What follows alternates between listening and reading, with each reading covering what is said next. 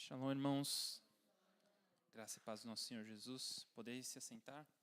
Podeis, bem batista agora, né?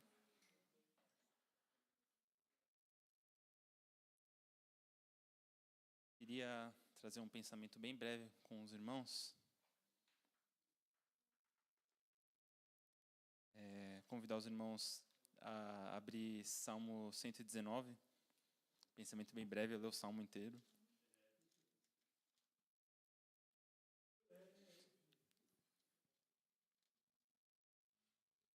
Salmo 119, versículo 25.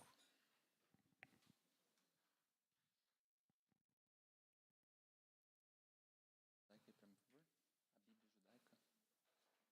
Está debaixo do seu tablet, amor. O seu tablet. Salmo 119, a partir do 25.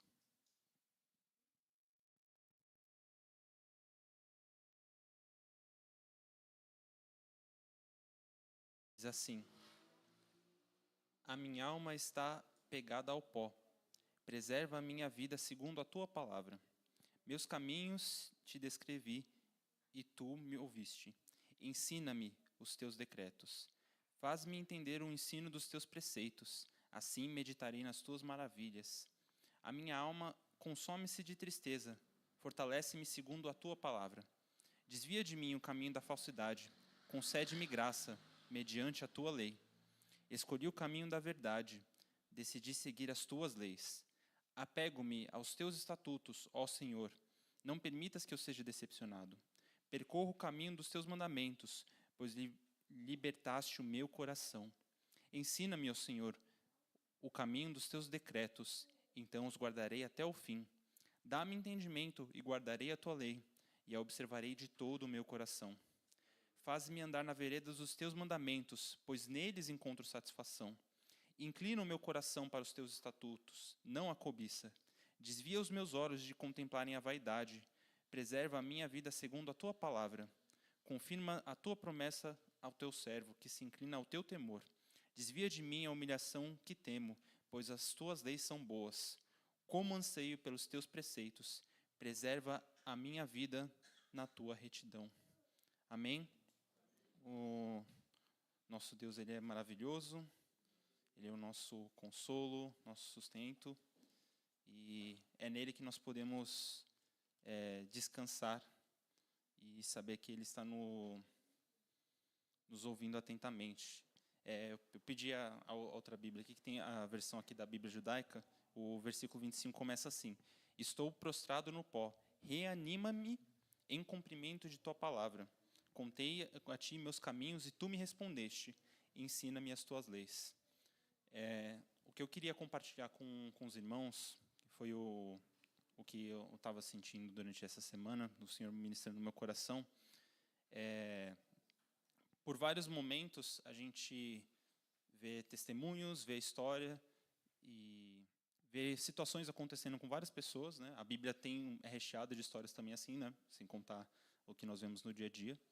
Mas nós vemos pessoas passando por situações difíceis, passando por situações boas, pessoas tranquilas, pessoas tristes, pessoas desanimadas, pessoas esperançosas.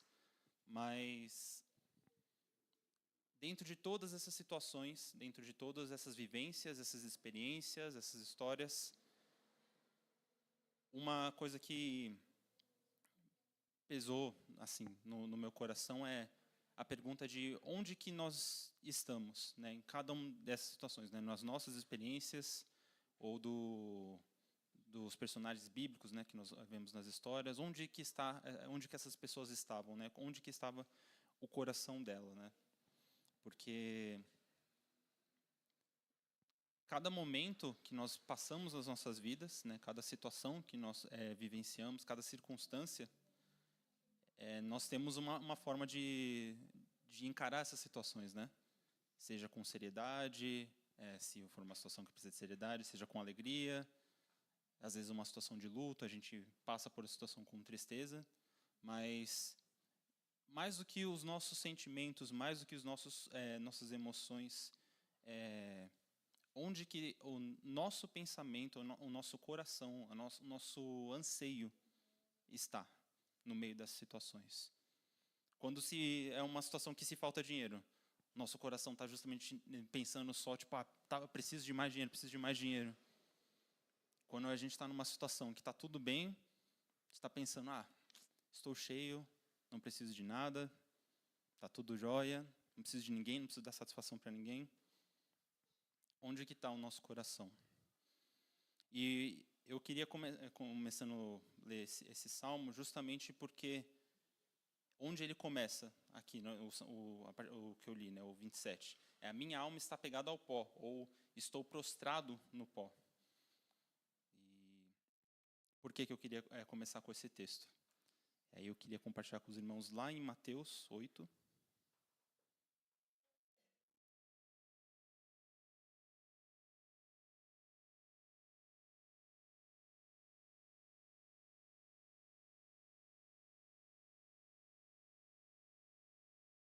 Mateus 8,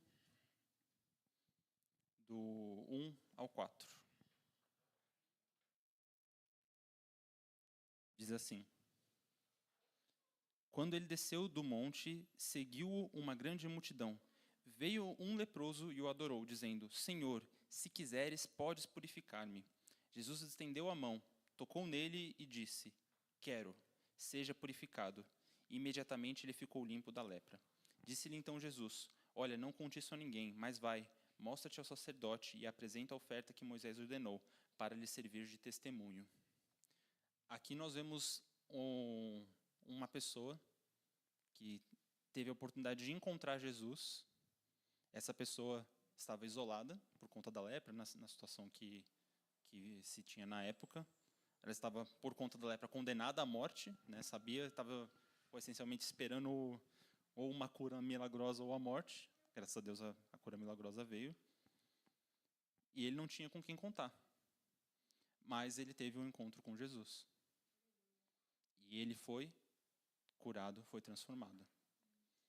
Mais para frente, logo na sequência, a gente tem a história, eu não vou conseguir ler todos os textos, mas no mesmo capítulo 8, a partir do 5 até o 13, conta a história de um comandante romano, que ele mesmo fala, eu posso mandar, e as pessoas ouvem, eu desmando, eles também me ouvem, eu faço o que eu quiser, mas eu tenho um servo que está doente, e eu não posso fazer nada. Então, uma pessoa com autoridade, uma pessoa em posição de liderança, uma pessoa que, humanamente falando, tinha tudo à sua disposição. Ele era soldado, né, o comandante do Império Romano, então ele estava lá numa posição onde ele podia oprimir as pessoas, mas no final das contas, quando o servo dele estava doente, ele estava sem nenhum poder, ele estava impotente. Ele não tinha o que fazer lá. Então, o que ele fez foi de encontro a Jesus, e Jesus curou o servo dele. Mais para frente, em Mateus 9, nós também temos mais uma história de uma pessoa que encontra Jesus. Mateus 9, do 9 ao 13, que é justamente o próprio Mateus. Ele é convocado, ele sendo cobrador de impostos, ele que era tido pelos judeus como pecador, um traidor, foi muito provavelmente rejeitado pela sua família por ter decidido se tornar cobrador de impostos. Apesar de ter estabilidade financeira, né, por conta da posição, apesar de poder se dizer seguro, estou aqui fugindo da opressão do Império Romano porque estou ajudando eles. Mas tudo isso não valia de nada quando ele encontrou Jesus, que só falou, segue-me, e Mateus foi. E mais para frente, ainda em Mateus 9, e aí do 18 ao 26, conta duas histórias. Né? A história de uma mulher que estava sofrendo com fluxo de sangue há 12 anos, e só por tocar nas vestes de Jesus, ela creu que só ao tocar nas vestes de Jesus, ela poderia ser curada.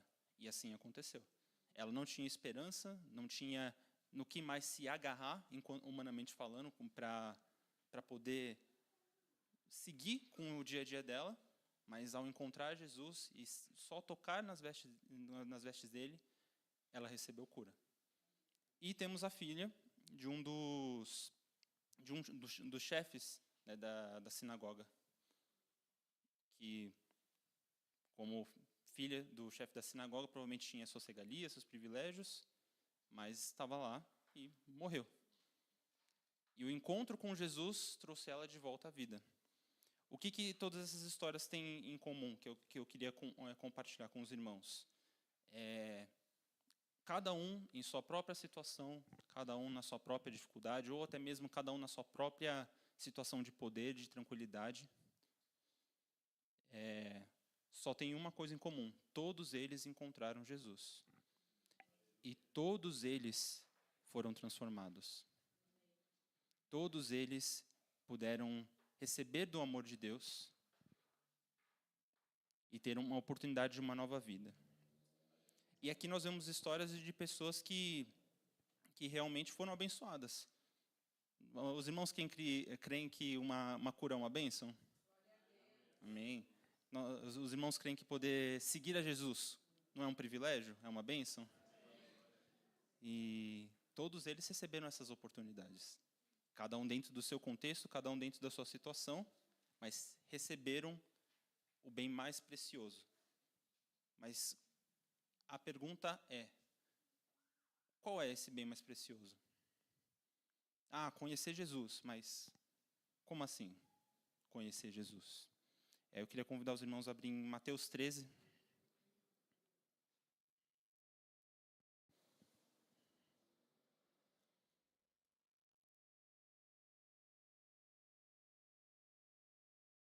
A partir do versículo 44.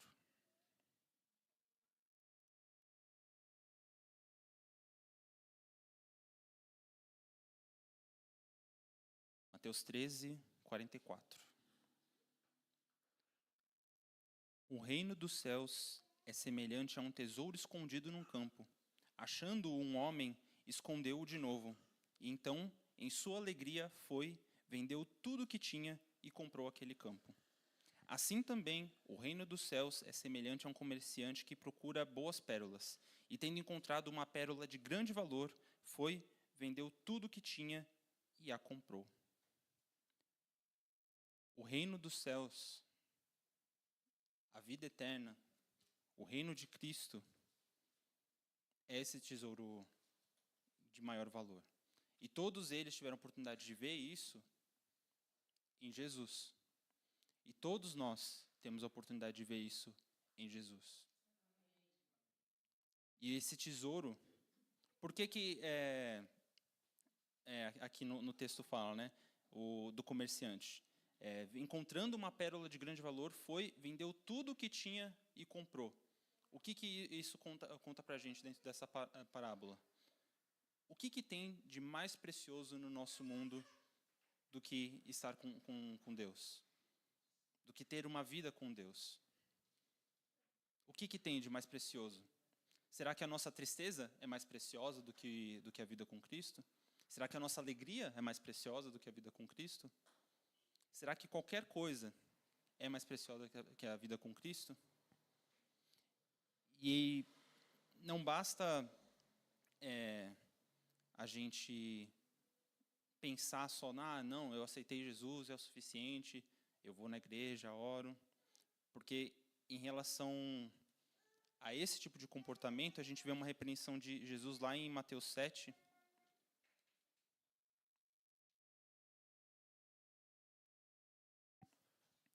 A partir do 21.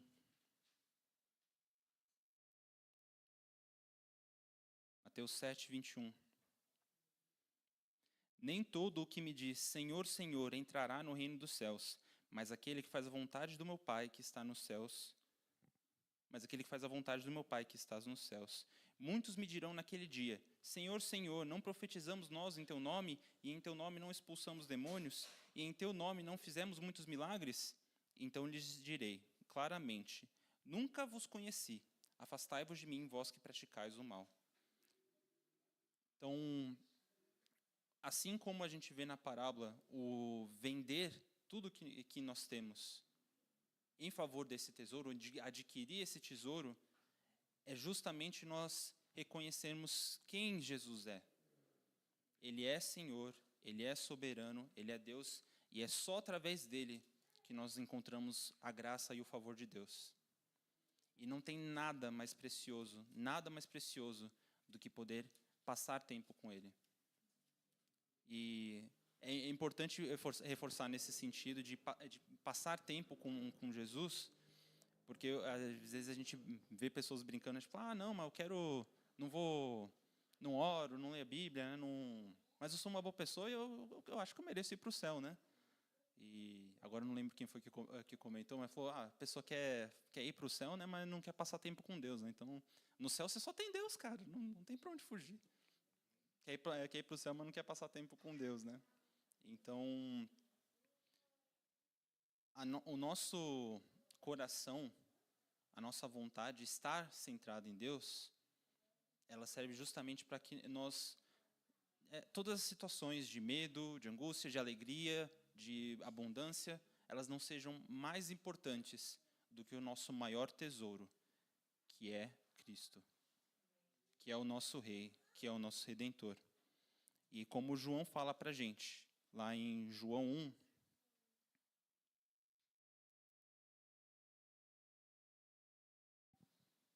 a partir do 9. João 1, 9. A luz verdadeira que ilumina todos os homens estava vindo ao mundo. Estava no mundo, o mundo foi feito por meio dele, mas o mundo não o conheceu. Veio para o que era seu, mas os seus não o receberam. No entanto, todos os que receberam, aqueles que creem no seu nome, deu-lhes o poder de serem feitos filhos de Deus. Filhos nascidos não do sangue, nem da vontade da carne, nem da vontade do homem, mas da vontade de Deus. O sacrifício de Jesus, a porta que ele abriu, o amor dele por nós, nos permite que nós sejamos filhos de Deus. Nós possamos, de fato, ter esse relacionamento com Deus, onde não importa a abundância, não importa na falta, o nosso coração, ele está no lugar certo, que é diante da presença de Deus, que é onde nós encontramos refúgio, onde nós encontramos descanso, e é onde nós podemos, de fato, ser renovados e restaurados diariamente. Amém? Gostaria